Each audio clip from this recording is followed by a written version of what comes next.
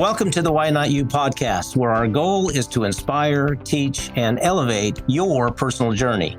Our heart-centered guests love sharing some of their life-changing aha moments, hoping that it might be of benefit to you. Welcome to the Why Not You podcast. On the line with us today is Vickie Cortez, founder of Hope Builders, which is a nonprofit disaster relief construction company. She's a best-selling author, a mentor, a coach, speaker, and facilitator of transformational retreats. Vickie, thank you for taking time out of your schedule to be with us today.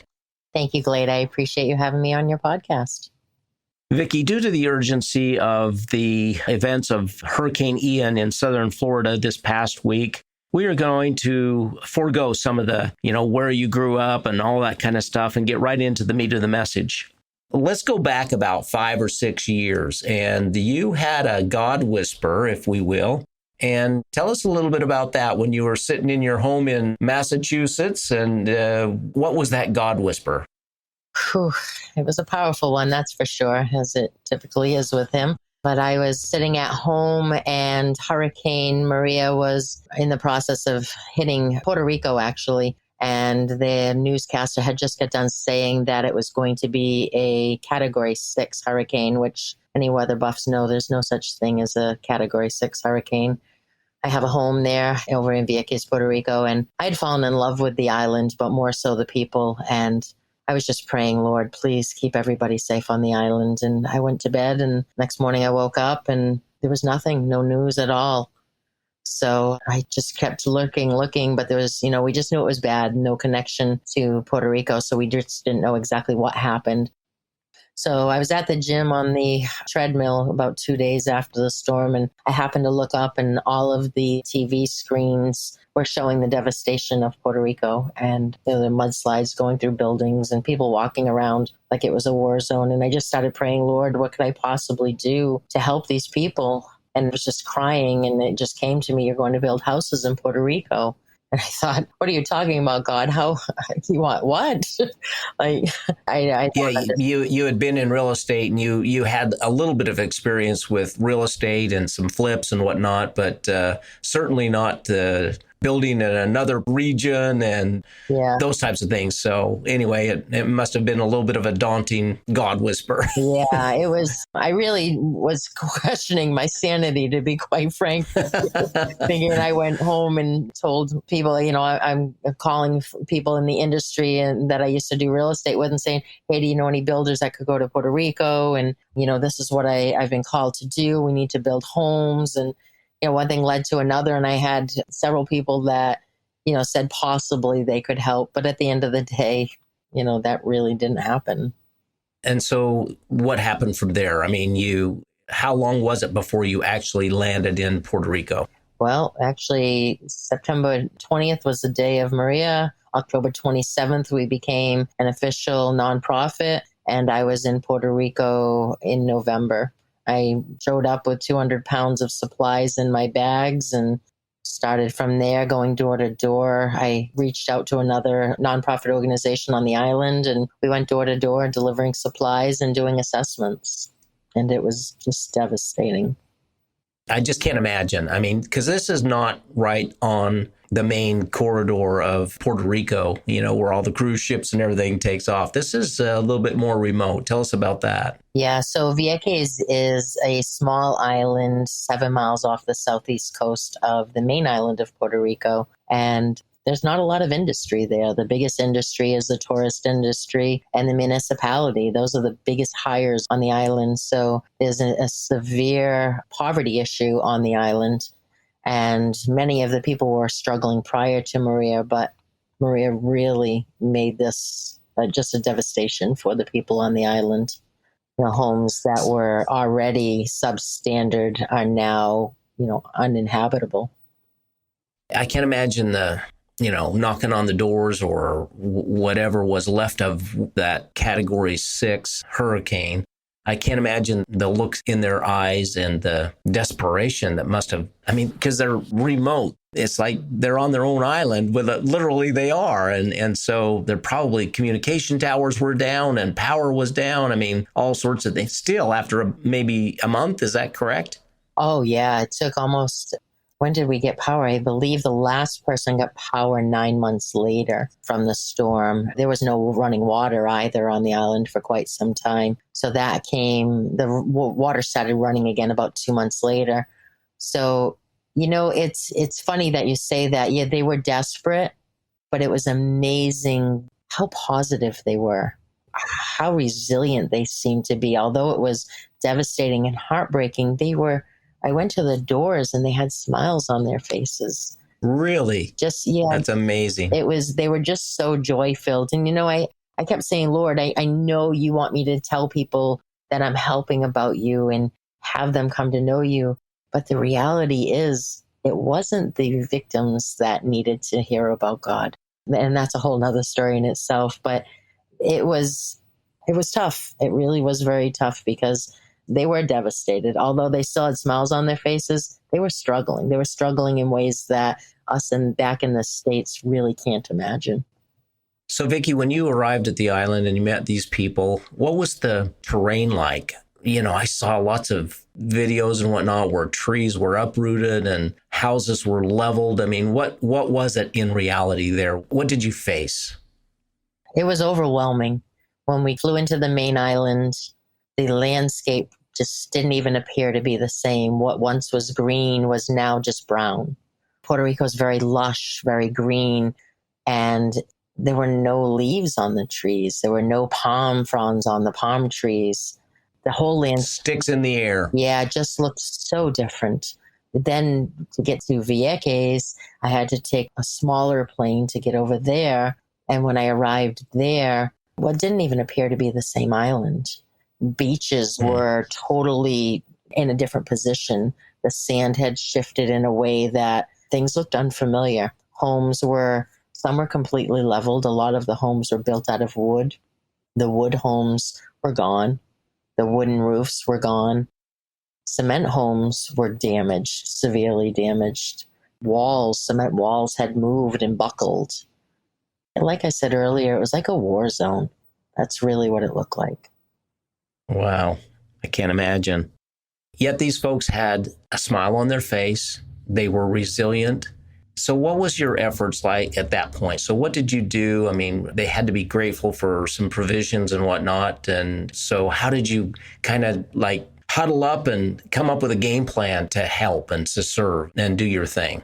So prior to getting to the island, I had donated some food to a nonprofit organization called Carefi, where Sonia Ventura was the founding member of the nonprofit Carefi. And I reached out to her somehow, by the grace of God. I reached out to someone who I didn't know, who got me in contact with her and told her I needed to come to the island to help the community rebuild. And we just instantly hit it off. She has such a servant heart. And this is hard. She recently passed. She passed away from COVID. But, when I met her on the phone, she was just this jovial woman. And I got to the island and I met her in person and she just welcomed me as if I was her daughter that she hadn't seen in years. And I said, Sonia, you have the energy of a teenager.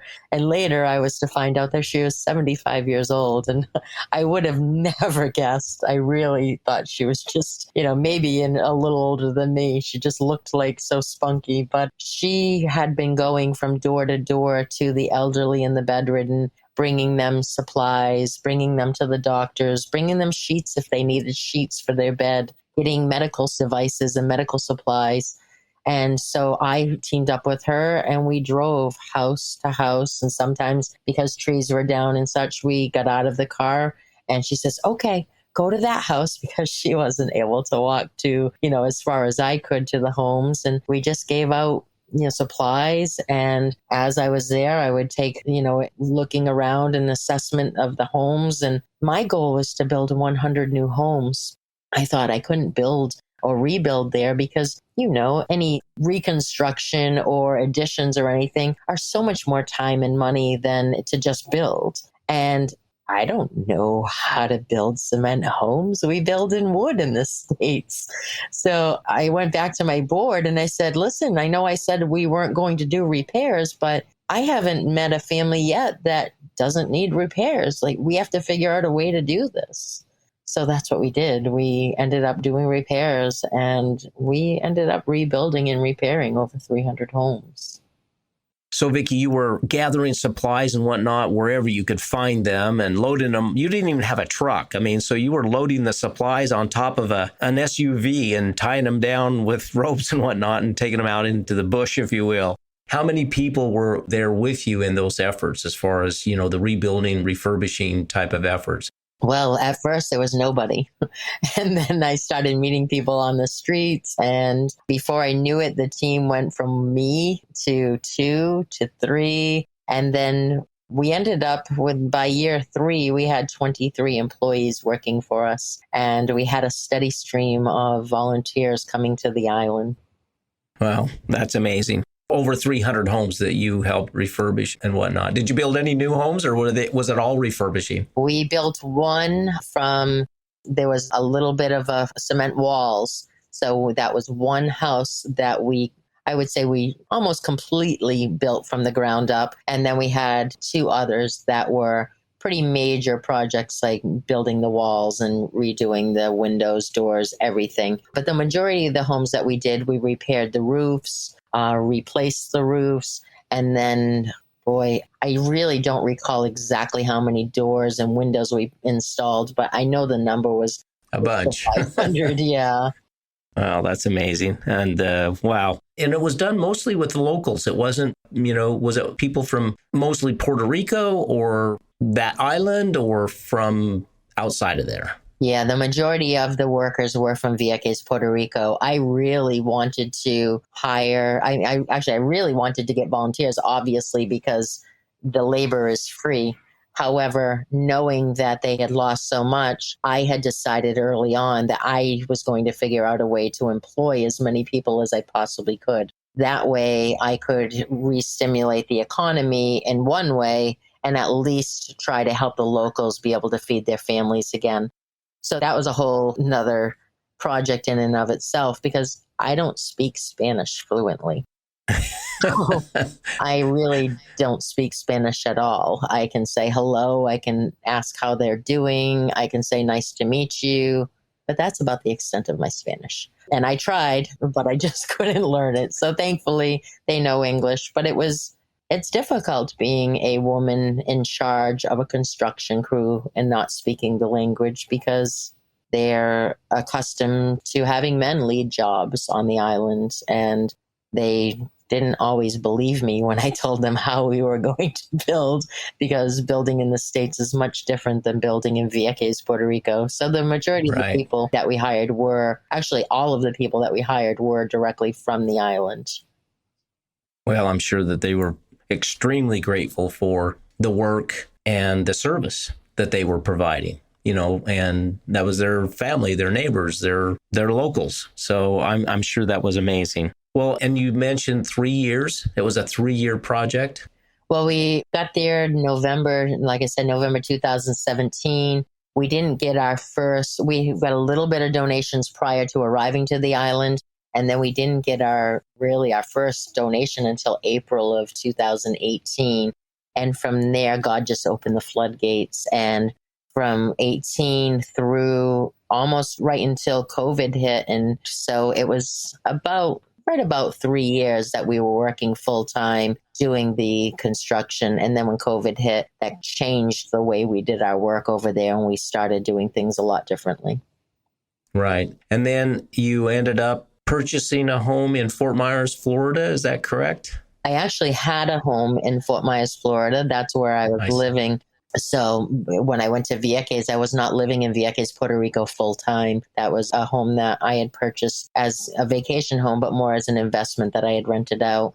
So yeah, I had been in Fort Myers for quite some time, and in Massachusetts, I split my time. So it's January of 2022, just 9 months ago, and you're at your home in Fort Myers, and things started to happen again. What happened there? Oh, craziness.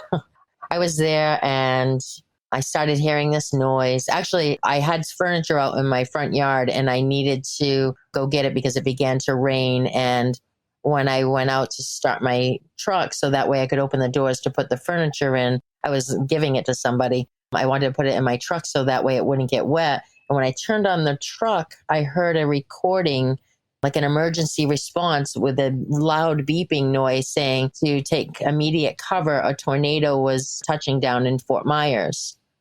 And I thought, well, this is crazy. Fort Myers is a very large area. Where is this going to touch down? And I looked around and it was raining and I put the furniture in and I was like, oh, I hope it's not around here, but it didn't appear I didn't see anything. So I went inside and I'll tell you, I wasn't in a house. I was in a mobile home.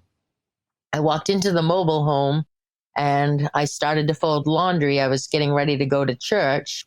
And all of a sudden my dog was pushing at me. And he was kind of like, almost like trying to like corner me like around my leg. And he's pushing me. And I'm like, Tango, what are you doing? You know, he's just, I'm like, I don't understand. And then all of a sudden I stopped and this, like everything, the light in the inside turned like this yellow color. And I heard this noise and I thought to myself, oh Lord. And I just prayed, Lord Jesus, I know this is a tornado coming. Please protect every single person in its path. Lord, I don't know where to go. Please protect me. And not even thinking, I ran out because I'm in a mobile home. Where am I going to hide? And I ran outside Right. and I look over and everybody, all my neighbors are standing in the street. They looked at me. There's a tornado. And I said, we need to be in shelter, not staring at it. And everyone looked at me like I was crazy and it had gone. I didn't even get to see it, but it literally went right down the end of my road. And I ran to my truck and I thought, this isn't really happening. And I started my vehicle. I grabbed my dog. I threw him in and I took off because I just thought that tornado just came from where my mom and my son's Nana was, where they lived, which is just not even 2 miles around the corner. I got in the truck. I drove as fast as I possibly could. And, I got to while this was happening, I was texting them and my mom had gone to her friend's house and my son's Nana had gone to the grocery store. So I went to the grocery store first because I knew she was the most susceptible because she wasn't in a concrete home. And that's where the storm came from the grocery store she was at. And sure enough, the grocery store had gotten damaged and had gone right through the parking lot. They had all huddled in the center of the grocery store to stay safe. And right after that, she was okay. I went to check on her house. It was fine. She went home. And as I was driving away to go check on my mom, I don't know what happened, but I just thought I need to pull in here. And again, another God whisper, I pulled into the neighborhood and it was just utter despair. The mobile homes were twisted up. Metal was wrapped around trees. People were just walking around. I heard people crying, people hollering, and I parked my truck, I rolled down the windows for my dog, and I just started walking, and I could hear people, and I just walked into homes of debris, like they weren't homes anymore, they were twisted messes, and I was going in and just pulling people out of their homes. And the fire department was there, I teamed up with them and some other emergency personnel, and I explained that I work disaster relief. And I began going door to door and just pulling people out, putting them in my truck and bringing them over to a local church for shelter. The church had no idea they were going to be a shelter. I had just told them, hey, I'm bringing people to you. And that's what I did. And before we knew it, I would say, everyone's like, well, where's the shelter? I'm like, the church, just go to the church. And it was Sunday morning. So church was ready to happen. But of course, nobody was showing up to church. It was, an EF2 tornado just touched down. It's not something that happens in Fort Myers on the regular basis. So I just kept bringing people into the church. And then after they said another tornado was coming, so we moved as quickly as possible. People saying, listen, you can't grab stuff. Grab your medicine, grab your animals, let's go. So that's what they did. As soon as I knew the last person was out of there, I immediately drove over to the local hardware stores. I began getting donations. I filled the entire back of my pickup truck, and I went back to the neighborhood a few hours later, and people were already back working on fixing up their homes and pulling the debris out and cleaning up. And I just went door to door to door, giving out supplies, water and tarps and other supplies, and contractor bags, gloves, things that were donated. And that was just, like I said, January of this year. And here we are now. And we're all very aware of the devastation that has happened, especially there in the Fort Myers area in Florida. And I know that you are on your way down there to the relief efforts again. Probably a lot more devastation than there was in January of this year. And tell us a little bit about what you've heard about the Fort Myers area and what you'll be facing there. Utter devastation, catastrophic devastation of historic proportions. Hurricane Ian, not only has it claimed hundreds of thousands of homes and businesses, but it's also claimed numerous lives. It doesn't even look like the same area. My family, my friends, and people I don't know are posting photographs and videos and places where homes once sat. It now looks like the ocean or a lake. I think the devastation there is incomprehensible. When Katrina hit Louisiana, I think that we know what that devastation was, and we're hearing that this storm brought in even more severe damage because it was an even larger area.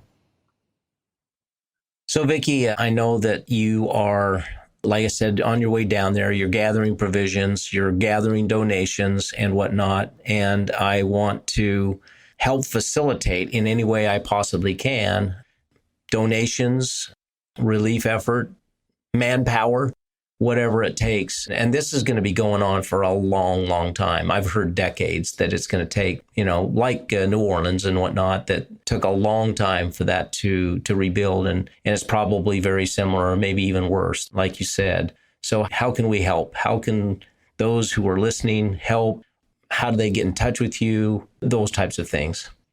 Well, the best way people can help is if they're able to volunteer. We need volunteers. We need boots on the ground. We also need administrative help. And there's so many different ways that someone can volunteer, from clerical to digging in and helping muck and gut homes.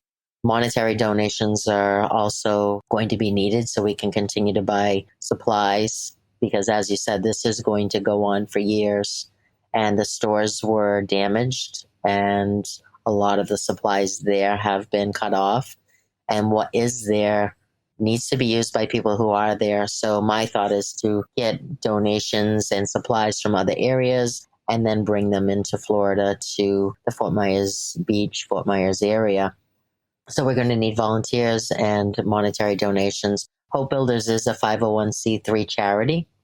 So donations are, tax deductible, and you would need to speak to, a tax professional to find out exactly what the deductions would be. But I would say first and foremost, volunteers and monetary donations. Are there places to stay if people were able to go down there, or what does that look like? That is the most difficult part of this. Over 250,000 people lost their homes. And that was just the beginning numbers. I don't know what that number is up to now. So housing is really going to be difficult. I'm going to be going down in a camper and staying in a camper. And I guess I'll be parking lot hopping. I'll go, and when someone says I have to leave, I'll go to another parking lot. But that's how I'll be living. And I guess that would be probably the only way, unless they knew people that were in the area. So that's going to be a challenge for sure. Right. Well, is there a website or something that we can, steer people towards for help, or, putting their hand up and saying, hey, I want to help. I want to do what I can and whatnot. So what is that website? Yes, we have a website. It's www.hopebuildersinc.org. And we have a page for donations, and we also have a page for volunteers. So if they hit the donate button, That will bring them to a platform where they can donate, or they could hit the volunteer button, and that will bring them to how to volunteer, or they can hit both. And we also are able to accept checks through the mail, and that's Post Office Box 112, Buzzards Bay, Massachusetts, 02532. Well, Vickie, I'll put this in the show notes so that people can go to that and get it and what have you. And we're going to get this posted as quick as we possibly can so that people are aware and they know where to go and can help in whatever capacity that they have the ability to help. So thank you for your efforts. Thank you for all that you have done and what you will continue to do in the future. Thank you, Glade. I really appreciate your time and having me on your show today. We'd like to thank our guests for sharing a part of their experience with us on this episode of Why Not You. Also, we'd like to thank Mix It 6 Studios for producing, editing, mixing, and creating our great music for this podcast. But most importantly, we'd like to thank you for listening. Be sure to leave a review on your favorite podcast platform. Also, be sure to subscribe so you don't miss our next episode of Why Not You. See you next time.